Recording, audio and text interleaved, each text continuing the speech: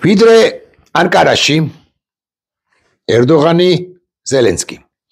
ვიდრე სტამბულში დელეგაციები უკრაინის და იმ ჯოჯოხეთური სახელმწიფოსი რუსეთის პროცესები მიმდინარეობს ვიდრე ანტალიაში დასრულდა მაგრამ კიდე მიმდინარეობს გარკვეული ფორუმები შეხვედრები საგარეო საქმეთა მინისტრებისა და იქ ძალიან მაღალ დონეზე არიან წარმოდგენილნი ყველა ნატოს ყველა წევრი სახელმწიფოს 32 შესაბამისად სახელმწიფოს საგარეო საქმეთა მინისტრი ანუ თურქეთის 3 ქვეყანა ჩამოვასახელეთ ვიდრე ეს ამბები მომრგვალებულა მოთავებულა დღეს გაკეთებულა ცალკეული კომენტარები მოსკოვიდან ვაშინგტონიდან კიევიდან ბრიუსელიდან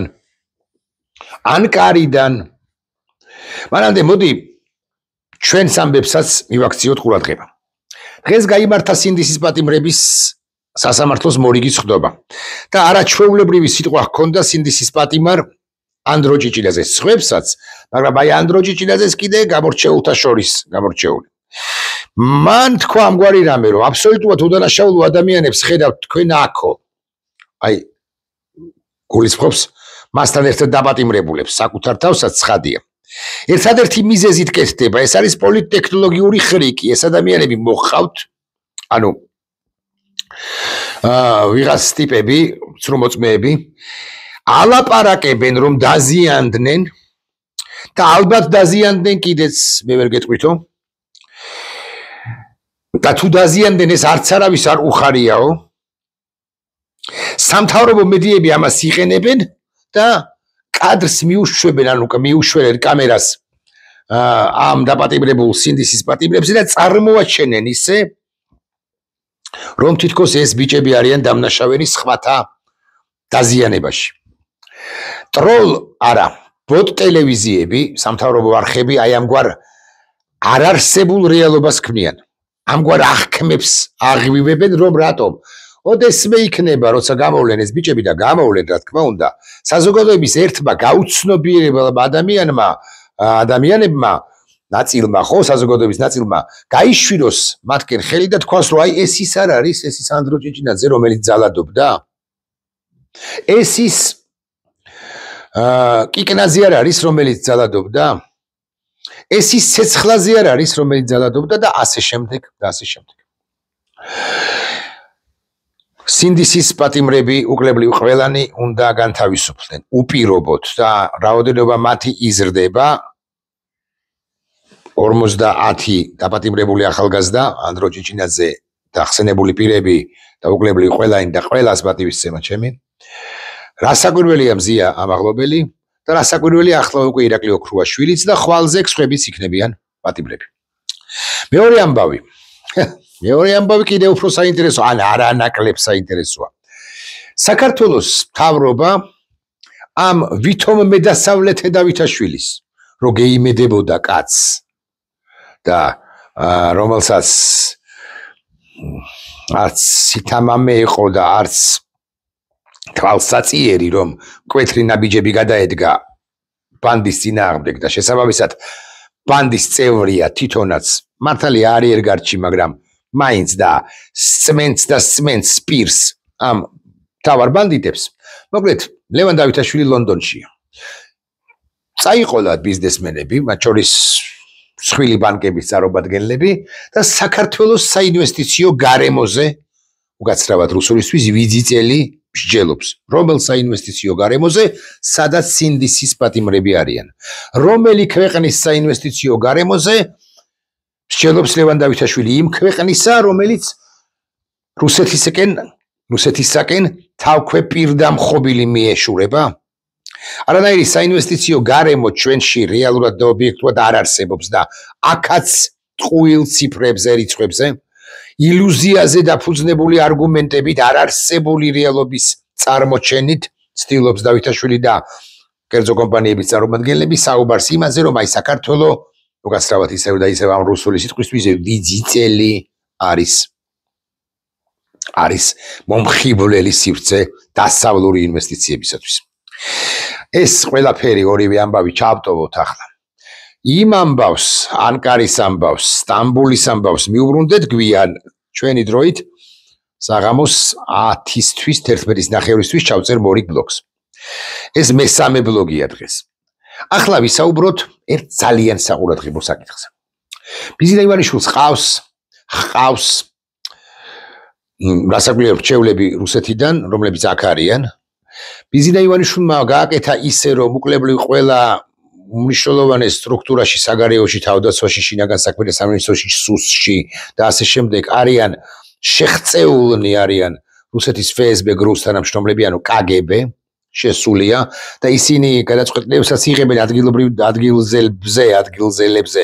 ადგილებზე და რასაკვირველია დანოსებსაც აკეთებენ მოსკოვში შესაბამის სტრუქტურებში და იმათ თავიანთ ნაჩალნიკებს ეუბნებიან ვინ რას როგორ აკეთებს და გადაწყვეტილებებს იღებენ აქ ვინ უნდა განთავისუფლდეს და ბიზინა ივანიშვილს ემუშავება ცალკე ჯგუფი აბასთუმნის უღრანებში და ასე შემდეგ მაგრამ გარდა ამისა ბიზინა ივანიშვილს ემუშავებიან სხვებიც რომლებიც სხვათან შორის ხშირად არც ნახულობენ ბიზინა გრიგოლიჩ ბორია გრიგოლიჩ ივანიშვილს და კი ახლოს არიან ახლო გარემოცვის წევრები არიან, მაგრამ ბიზინა ხანდახანზე ხშირად მათ არც იკარებს, მათ იციან თავიანთი ადგილი. იციან, რომ ასე მაგალითად სამთვეში ერთხელ თუ აქვთ ბიზინა ივანიშვილის ხილვის, ნახვის ბედნიერება ბჭყალებში, მათთვის კი ნამდვილი ბედნიერება ეს რასაკვირველია. მაგრამ ამ ტიპებს, აი ამ არაიდენტობით პოლიტიკოსებს, მაგრამ კარის ექსპერტებს, კარის მიმომხილველებს, კარის მრჩევლებს, პროპაგანდისტებს და ასე შემდეგ შედარებით ხშირი ურთიერთობა აქვთ გამობიზინებულებთან. გამობიზინებულები არიან კობახიძე და შაიკა. კობახიძე და 40 ყაჩაღი. 99 ყაჩაღი. პარლამენტში მოქცეული ყაჩაღები. ისინი ამზადებენ საინფორმაციო ველს, ფონს, შემოაგდებენ ხოლმე რაღაც ამბავს, რომელიც აუცილებლად კი არ იქნება ატაცებული დე-ფაქტო ხელისუფლების მიერ, მაგრამ ზონდირება ხდება და საზოგადოების რეაქციებიდან გამომდინარე, თუ რეაქცია არის მკვეთრად უარყოფითი ამ შემთხვევაში გადადებენ რაღაცის გაკეთებას, ხოლო თუ საზოგადოება წინააღმდეგობას არ უწევს, მიჩუმებულია, ამ შემთხვევაში ამბობენ, რომ why not და მოდი გავაკეთოთ. და უკვე პარლამენტის თავმჯდომარე ან პრემიერ-მინისტრად წოდებული ბანდიტი ისინი აკეთებენ განცხადებას და პროცესი იწყება. ოღონდ პირველ თქმელი იოანე ნათლისმცემელი ბჭყალებში. რასაკვირველია არის, ეხლა რუსი ხო არ გამოვა ივანოვი. რუსის მიერ twin გამორეცხილი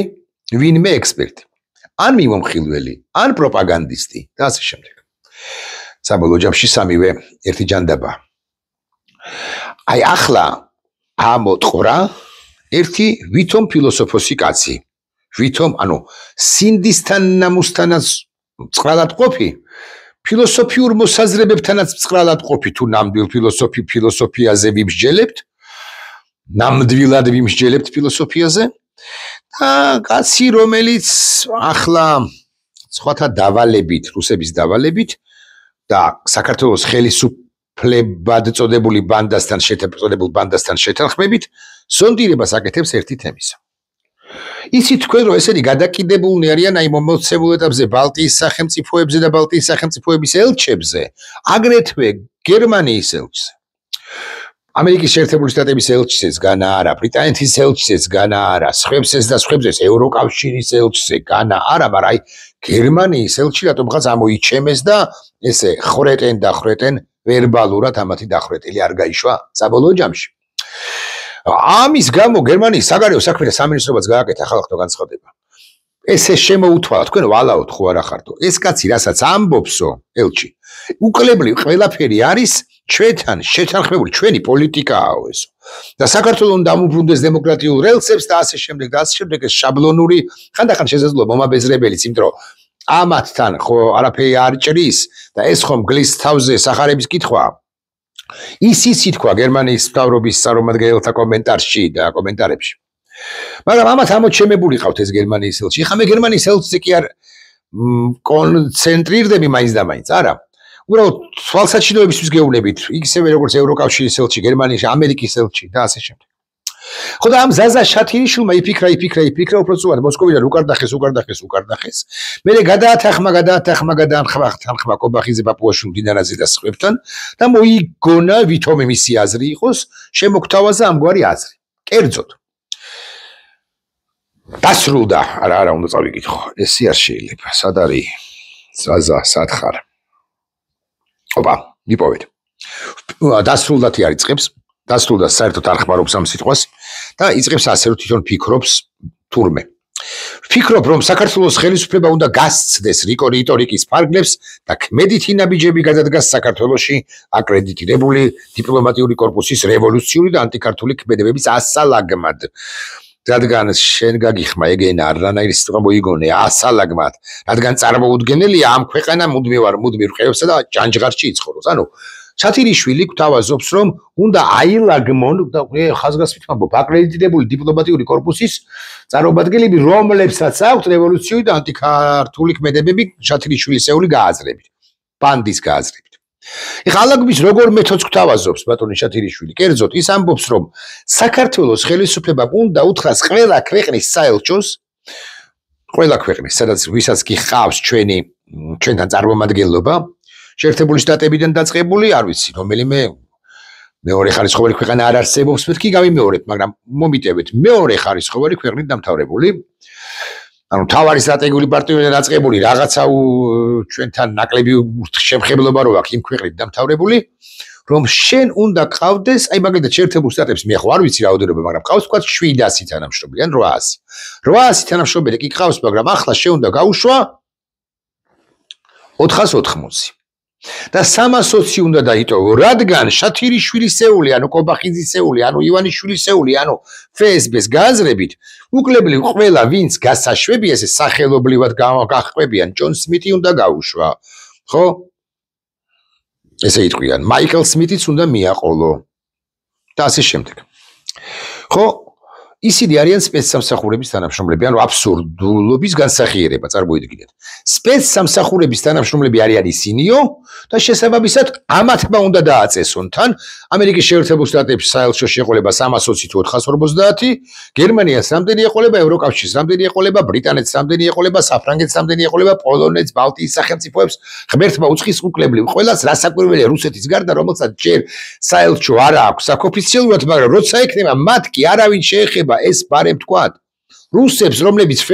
თუ ოდესმე საელჩოს გააკეთებენ საქართველოში და ამ ბანდის პირობებში რასაკვირველია შემოგთავაზებენ დიპლომატიური ურთიერთობების აღდგენას როცა აღდგება თუ აღდგება ეს დიპლომატიური ურთიერთობები გადატენიან ფსბ-შნიკებით როგორც შათირიშვილი მონა ამას რასაკვირველია ყურადღებას არც მიაქცევს მტრულ სახელმწიფოდ არ მიიჩნევს რა რუსეთს იტყვის მათზე რომ ესენი იყვნენო ეს ფსბ-შნიკები აი თავარი ევროკავშირისა და შეერთებული შტატების და გერმანიის ასე მაგალითად ქვეყნის წარმომადგენლები არ იყვნენ აქ. ეხლა ნახეთ რას ამბობს კიდევ. კონკრეტულად ხელისუფლება უნდა დაადგინოს, ანუ მე რო არ ვიგონებ იმის განსამტკიცებლად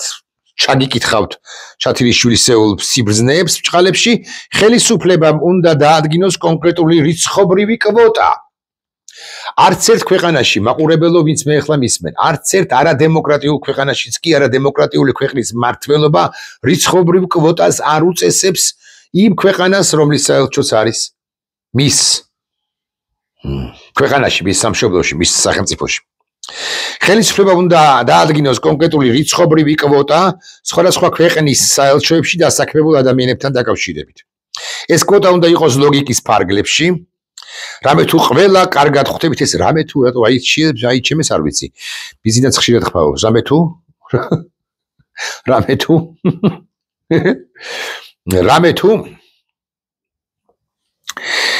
ყველა კარგად ხვდებით რომ დიპლომატიური საქმიანობის განხორციელებას 350 ადამიანი არ სჭირდება საელჩოებში მომუშავე პირთა ლოგიკურ რაოდენობამდე დაყვანა ავტომატურად გამოიწვევს დიპლომატიურმა სამსახურებმა ჩაიხსნან ადამიანები რომლებიც ხშირ შემთხვევაში არა მათი ქვეყნის საგარეო საქმეთა სამინისტროს არამედ სპეცსამსახურის თანამშრომლები არიან და ბევრს გაეხარდება რომ აი სპეცსამსახურები უყურეთ სპეცსამსახურების თანამშრომლები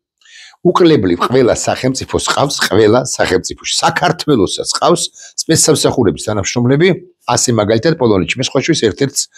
ის აღარ არის პოლონეთის თანამშრომელი მაგრამ ვიცნობ აი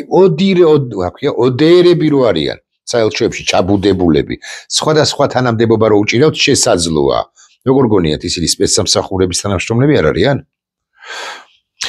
პირიქით ზომებიც რომ მიიღოს ასე მაგალითად შეერთებული შტატების ან პოლონეთის თუნდაც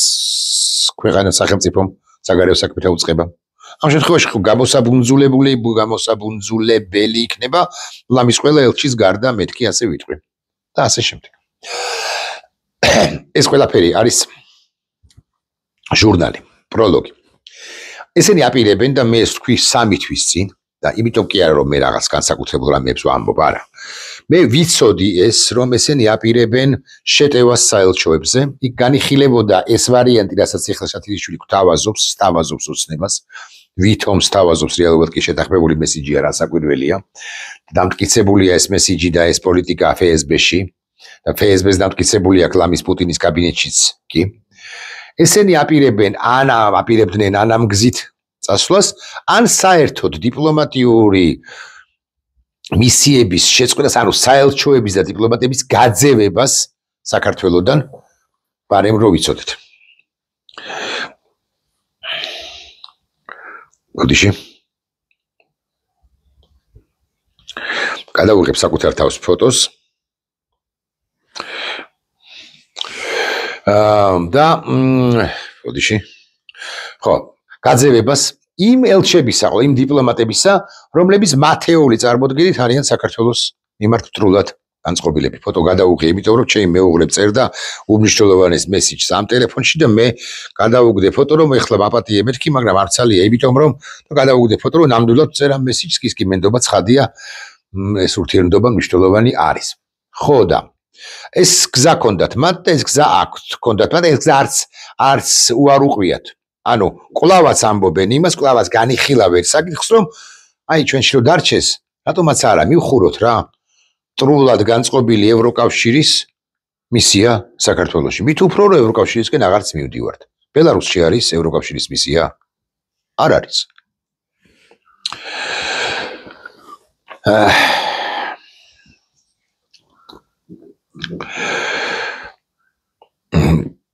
ეხლა ასე ვიტყვი ბიზინა ივანიშვილთანაც ეს ყველაფერი ასაგვირულია შეთანხმებულია მაგრამ ზონდირებას აკიგითხარით კიდეც ახზონდირებას ახდენენ ესენი ამ მესიჯისა და ჩვენ ყველამ შეძლებს დაგვარად უნდა კარგად ამოვიცნოთ ძირითადი მიზნები ამა თუ იმ უგვანი ვითომ ფილოსოფოსის მიერ გაკეთებული განცხადება რაზე ორიენტირებული რის გამო აკეთებენ ამას და მაქსიმალურად დიდი წინააღმდეგობა უნდა დავახვედროთ ამათ რომლებსაც ვერ გაუგიათ ერთი რამ მათი ძალაუფლებაში ყოფნა ნებისმიერ შემთხვევაში დროებითია აი ესე ვიტყვი 25 წელია 45 წლამდე რო გაჩერდნენ ესენი მიანგრიონ სახელმწიფო თავიდან ბოლომდე რასაკვირველია გადაანგრიონ სახელმწიფო ჩვენ მოგვიწევს 46 წლის დეკემბრიდან თუნდაც 0-დანაც არა მინუს უსასრულობიდან დაწყება სახელმწიფოს მშენებლობისა დამოუკიდებლობის მოპოვებისა იმიტომ რომ იმ ხანად შეიძლება საერთოდ ჩაგვარებულები ვიყოთ ამათი პოლიტიკის გამო და გამოისობით და წყალობით რუსეთის გუბერნია ვიყოთ ხუბერნია ვიყოთ 2046 წლის დეკემბერში რო დავიწყოთ ბრძოლა ჩვენ ხელახალი ძალის ხმევით და ძალით ჩვენ ნებისმიერ შემთხვევაში იმ ბრძოლასაც მოვიგებთ 46 წლის დეკემბერში რო დავიწყოთ 45-ის დეკემბერში რო დავიწყოთ 2050 წელს მე აღარ ვიქნები ცოცხალი მაგრამ ახალგაზრდები ხო იქნებიან ან მეორე მხრივ რატო არ ვიქნები ცოცხალი და 1973-ში ვარ დაბადებული ხო და ესენი ამ ხელისუფლებაში აღარ დარჩებიან უკაცრავად რუსულისთვის პაშტუჩნა აი სათითაოდ თითოეულ მათგანს გაედევნებიან თავისუფლების მოყარე მოქალაქეები ოღონდ კი არ იძალადებენ ყურში მოჰკიდებენ ხელს გადატანით იმ მნიშვნელობით აქაც ნუ წაიკითხავთ მაინც და მაინც ძალადობის ელემენტებს ნუ აღმოაჩენთ მოჰკიდებენ ხელს მიათრევენ 2057 წლის ივნისში, ასე მაგალითად, მათ სასამართლომდე და გაასამართლებენ. აღარ ვლაპარაკობ ისტორიის მიერ მათთვის ხელუკუღმა არტყმულ ხელზე, ანუ სიტყვაზე, რომელიც ნამდვილ ეჭვგარეშე რეპუტაციულ, რესპექტაბელურ ისტორიის სახელმძღვანელოში ჩაიწერება სიტყვები მათ შესახებ. და მე ძალიან შევდივარ ასე მაგალითად ირაკლი კობახიძის შვილის ან შვილიშვილების მდგომარეობაში. შევდივარ, შვილები არ აგებენ მამების ქმედებაზე პასუხს, ასაკვირველია. მაგრამ შვილები მამების ქმედებაზე პასუხს არ აგებენ მაშინ, როდესაც შვილები უგვან მამებს, ქვეყნის მოღალატე მამებს ზრდასრულ ასაკში და გაცნობიერების გათვალისწინებით, ყველა სიტყვა უნდა ზედმიწევნით კარგად თქვა, რომ აქ ერთი ქალბატონია პროპაგანდისტთა შორის ერთ-ერთი ინტელექტუალი, რომელიც ესე ამბობს ხოლმე გამოკვეთილი ბგერებით, რომ იცით, შვილებს უპირისპირებენ მამებს, არა. შვილებს ვაცვევინებთ სამშობლოს მამებისაგან. ესეც უნდა იცოდეთ, ბარემ ეს უშუალოდ იმ ქალბატონის გასაგონად, რომელმაც საკუთარი თავი თუ მომისმენს უთუა, რომ ამოიცნო. ნახვამდის.